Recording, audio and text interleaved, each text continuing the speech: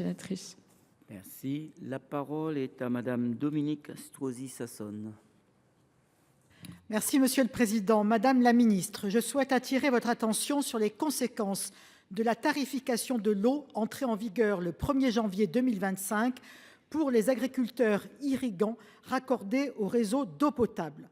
Assujettis, comme l'ensemble des usagers, à une redevance pour consommation s'élevant à 0,43 € par mètre cube dans les Alpes-Maritimes, ces professionnels maralpins, qui sont près de 80% à être raccordés pour subvenir aux besoins d'une agriculture à taille humaine, sobre en intrants et orientée vers le maraîchage multi-rotation, font état d'une situation financièrement intenable.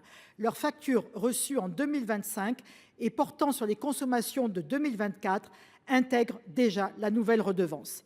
Cette charge, mise en œuvre sans concertation préalable et pesant de manière disproportionnée sur les secteurs agricoles et agroalimentaires, est particulièrement inquiétante dans mon département, les agriculteurs étant placés dans un état de dépendance contrainte au réseau d'eau potable. Cette situation est hélas le fruit du démantèlement des réseaux agricoles, de la forte pression urbaine et de l'absence d'un tarif spécifique agricole qui aurait pour effet d'éviter la multiplication par 10 des redevances actuellement appliquées aux usagers. Sans une action urgente, nous pouvons craindre des cessations d'activité en cascade autant que des renoncements à des installations de nouveaux agriculteurs.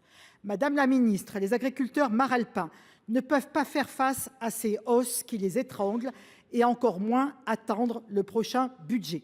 C'est à une solution rapide qu'ils aspirent, par la mise en suspens immédiate des factures des prestataires destinés aux abonnés bénéficiant d'un compteur au sein des exploitations impactées et la mise en place de dispositifs d'aide ciblés répondant aux professionnels en situation de dépendance. Alors, Madame la Ministre, pouvez-vous nous éclairer sur vos intentions et celles du Gouvernement en la matière? Madame la Ministre. Merci, Monsieur le Président. Madame la Présidente, vous m'alertez sur l'effet cumulé de la réforme des redevances des agences de l'eau et des tarifs votés par les instances des agences de l'eau pour financer le plan eau.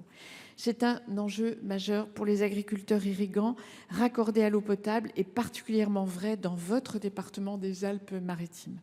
Pour rappel, la réforme adoptée en loi de finances pour 2024 a pour objectif de rééquilibrer la contribution des différentes catégories d'usagers au financement de la politique de l'eau, de promouvoir un usage plus sobre et plus performant de l'eau et de meilleure lisibilité de la fiscalité sur l'eau. Cet objectif de lisibilité et de simplicité se traduit par la modification des assiettes de la redevance. Les redevances de consommation d'eau potable et de performance du service d'eau potable sont assises sur la consommation d'eau potable. La redevance de performance assainissement est assise sur l'eau usée rejetée au réseau d'assainissement collectif. Cela explique des hausses significatives avec une multiplication supérieure à 20 par rapport au régime antérieur pour un nombre important de professionnels, ce qui les met en situation de fragilité. C'est vrai pour les agriculteurs, c'est vrai aussi pour le secteur agroalimentaire qui est très impacté. Ce sont donc ces professionnels, bien souvent des agriculteurs irrigants, mais aussi des industriels, vous avez raison, que nous devons accompagner de manière ciblée en instaurant un mécanisme pour que les prélèvements ne viennent pas fragiliser des entreprises en les frappant très lourdement. Nous travaillons sur ce sujet avec mes collègues en charge de l'écologie, de l'industrie et du budget. Enfin, je souhaiterais mentionner qu'il a été donné instruction aux agences de l'eau de mettre à profit la période pour accompagner de manière proactive les industriels concernés dans la mise en œuvre de procédés plus sobres en eau potable. J'ajoute que, bien sûr, tout le monde aspire à la sobriété en matière d'usage de l'eau, parce que l'eau est une ressource précieuse et qu'elle n'est pas infinie. Mais quand on n'a pas d'eau, on ne peut pas demander aux acteurs économiques de l'économiser, ils n'en ont pas. Donc il y a là un problème concret auquel il faut porter une attention particulière.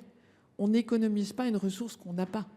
Ce qu'on veut précisément, c'est permettre l'accès à une ressource indispensable à l'exercice de l'activité, et je pense à l'exercice de l'activité agricole dans certains territoires qui n'ont tout simplement pas d'accès à l'eau, ce qui compromet purement et simplement leur pérennité. Donc c'est un sujet majeur. Si, il faut Je conclure, pense Madame la ministre. que la technologie nous apprendra beaucoup dans les années à venir pour économiser et pour irriguer autrement, Merci beaucoup. de façon à pouvoir permettre la pérennité de l'activité agricole et agroalimentaire. Je vous remercie pour votre question. La parole est